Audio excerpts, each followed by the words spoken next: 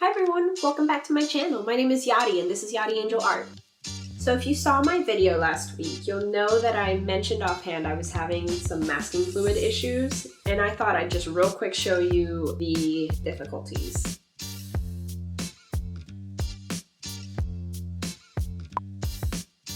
Moving on, we're gonna give this another shot. And this time I decided to try to use line art. I think for this piece, traditionally, it'll help guide me with my painting a little bit better than if I were doing a lineless style. So for this video, I have a bit of a special treat for you guys. I did 2 paintings this week, and I have a little fun event that I'll be hosting, and I'll talk more about that later on. So this week I wanted to share with you guys my relationship with digital and traditional art and how digital art actually made me a better artist. So I have been drawing since I could hold a pencil. I think most of us at those ages are drawing also. But once I kind of grew out of that young color everything with like Crayola marker stage, I didn't really start painting my pieces until college, which sounds kind of crazy now that I mention it, but I never trusted my abilities to color, and I was terrified that I would ruin my piece if I painted it. And after like sketching it and studying references and getting the body proportions right, finally putting down the line work and then getting the line work correctly, I just didn't have the courage to paint over all of that hard work. So when I went to college, I majored in digital art, and so I right away got this chance to draw digitally. And I had been drawing digitally maybe a few months before I went into this major. But what I really liked about digital art was that it helped take away that fear from me of ruining a piece forever. But yeah, so with digital art, that fear of ruining my piece forever was taken away, and with that fear gone, I had all of this freedom to experiment, and experimenting is so important in art. It's how you learn what you like, what you don't like, it's how you figure out your style, it's how you find your favorite mediums. Experimenting is highly important if you want to improve your artwork. Digital art gave me the freedom to experiment both with color theory and image placements. So with color theory, I was able to put certain colors together and see, like, does this look good? And that kind of freedom and versatility, you can kind of get that through swatches traditionally, but it just doesn't come as quickly and effectively, especially for a beginner artist, as digital art.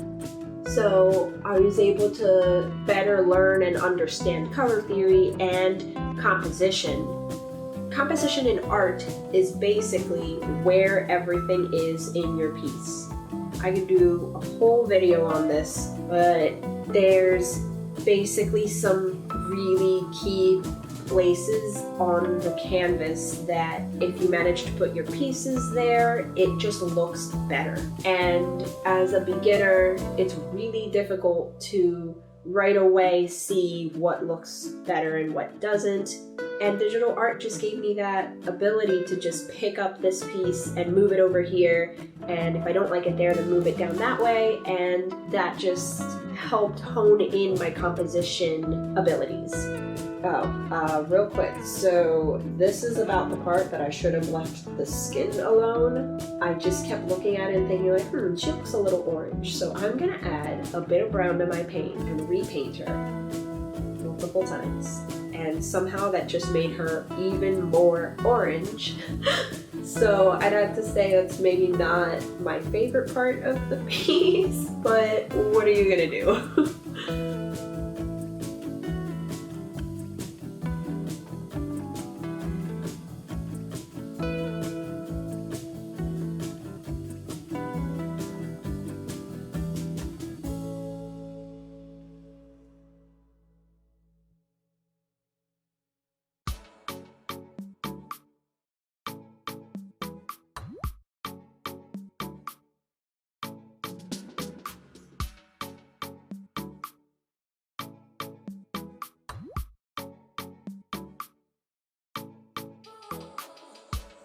Now my camera stops working and I didn't notice.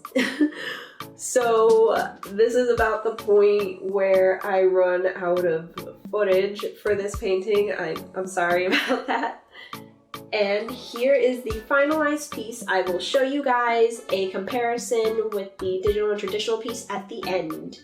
Switching gears, this is my digital piece, and it's one of the reasons I decided to share with you my thoughts and experiences with digital art. Now I'm recreating the witch character from the other piece.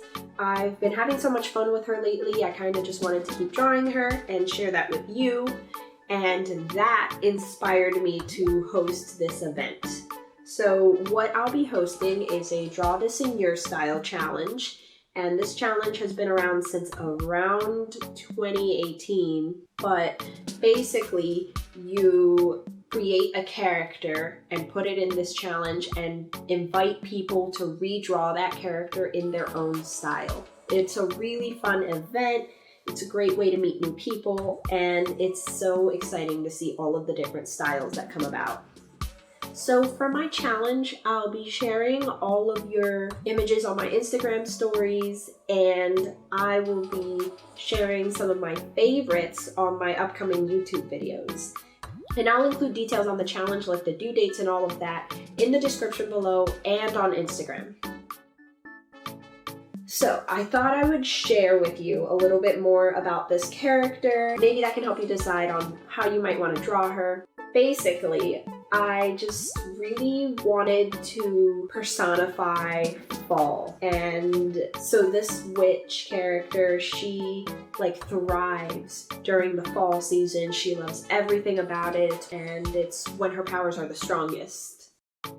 For my challenge, I will also add that you're totally welcome to use the designs from the other image too. I kind of redrew her in different outfits, and the coloring is a tad bit different, so if you like the other outfit, I'd love to see you redraw her in either, and the posing can be completely different, just so long as she's recognizable. Lately, I've been doing this kind of process for my digital paintings where I do color first and then line art, and that's been giving me the ability and the freedom to do colored line art based on what I'm painting.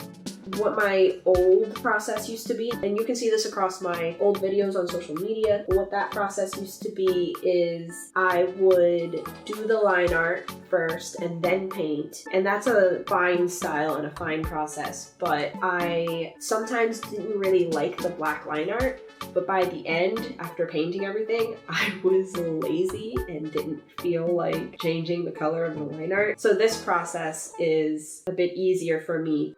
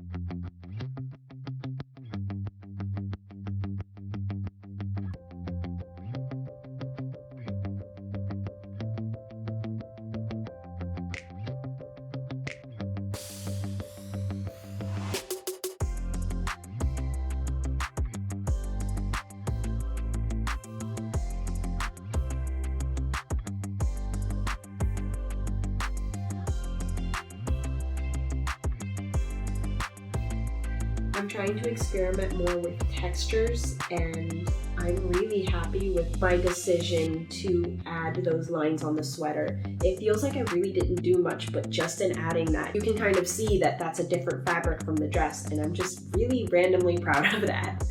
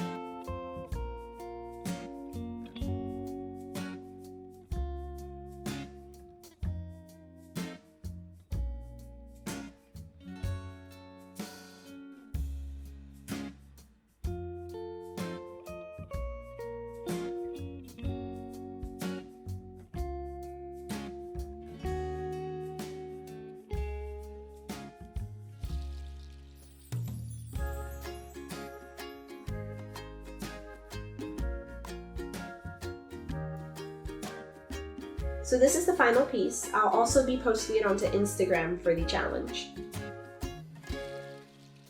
And this is my side-by-side for digital and traditional. What did you guys think? My styles are a little bit different for each one, and I kind of like that. There's things that I would change about both of them and things that I absolutely love about both of them. Thank you so much for sticking around up to this point. Let me know what you guys think. Did you like seeing a comparison video between the two mediums? Maybe I could do more of these in the future. If you guys had fun with me today, please don't forget to like and subscribe. It's a big help for me to keep making more of these in the future. So I'll see you guys next week. Bye!